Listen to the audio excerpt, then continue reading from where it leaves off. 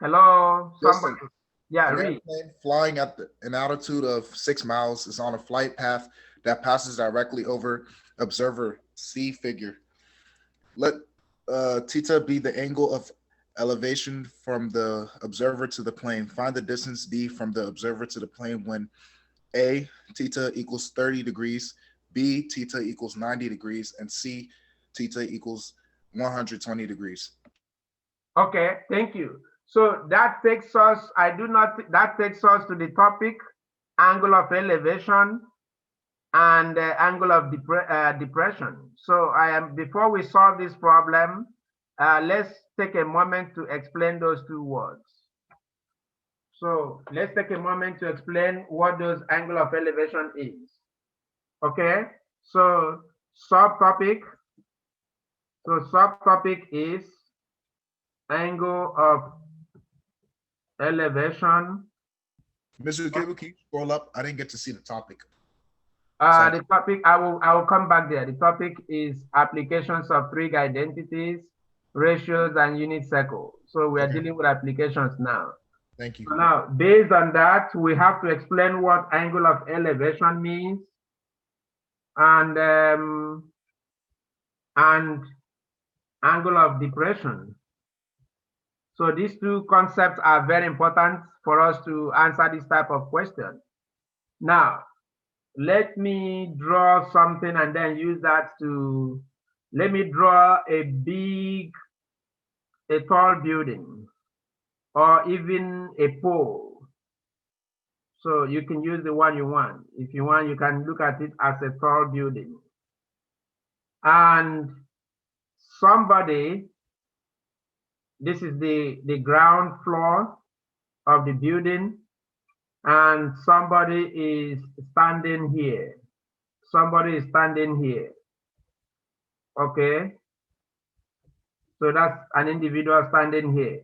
So this person, if the person is looking directly horizontally, this person will be seeing this portion that corresponds to the side horizontally. The same person can also look this direction. So I will draw this one with a thick line. The same person can also, so this line I just drew here is going to make a certain angle. Now, the same person can also look to check whatever that is happening at the roof end, the top of the building. All right, so this person can also look and go all this place. Okay, then somebody might be on top of this building and also wants to do what? Wants to check what is happening on the ground. Okay, so if that person is looking, like maybe a construction worker who is working on the roof or electrician who is working on the pole, so if that person is looking straight up, this is the horizontal. So that person can also make an angle while trying to locate whatever that is here. Remember that this is just where this person is standing. The ray that created this can also go down. So now our job now is to actually try to identify or define some of the different angles that are made. Okay? So now let's start with this person that wants to see the top, wants to see the top of the building. This is called angle of elevation.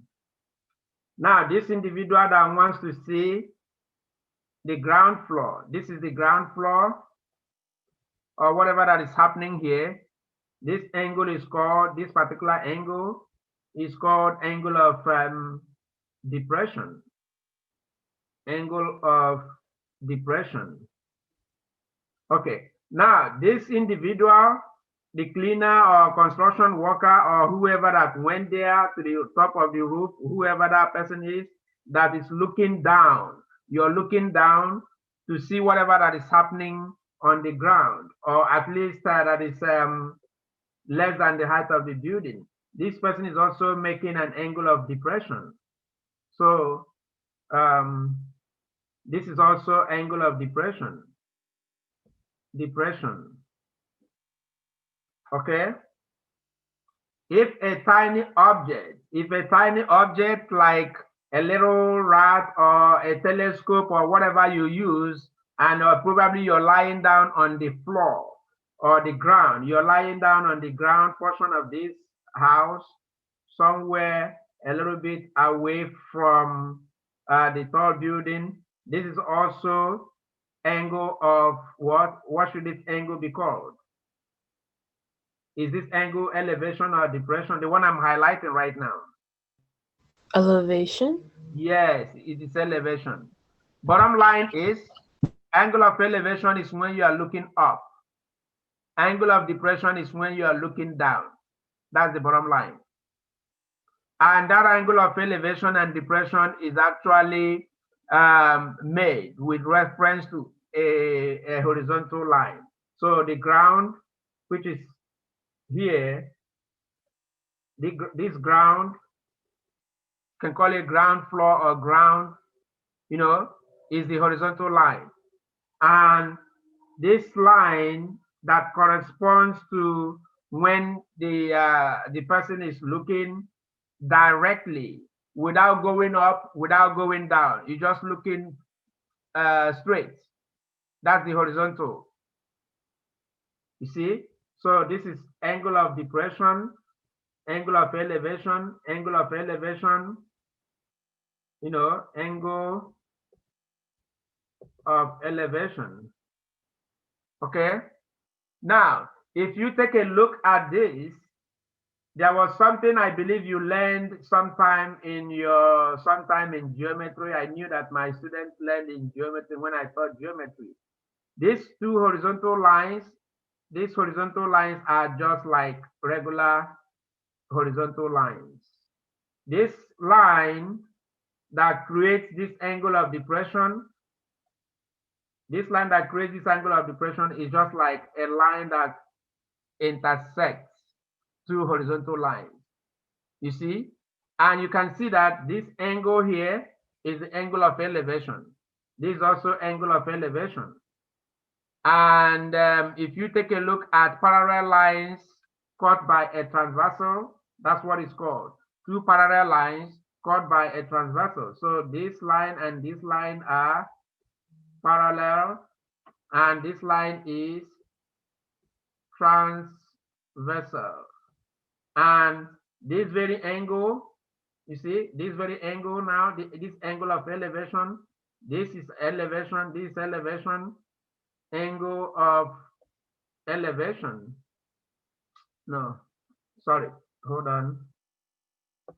I don't even know what I'm spelling. This is elevation.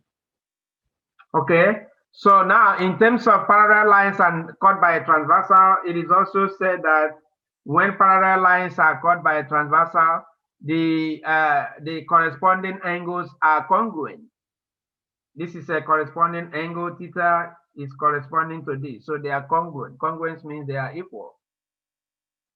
All right. So that's a brief description of angle of elevation. Any question before we begin solving the problem? I just want to make sure the information I have down is right. So angle of depression is when the angle is going down, right? Yes, when you are looking down, with respect to horizontal. And then elevation is the opposite, which is up. Yes, elevation when you are looking up with respect to the horizontal. So every one of it has to be with respect to a horizontal. All right.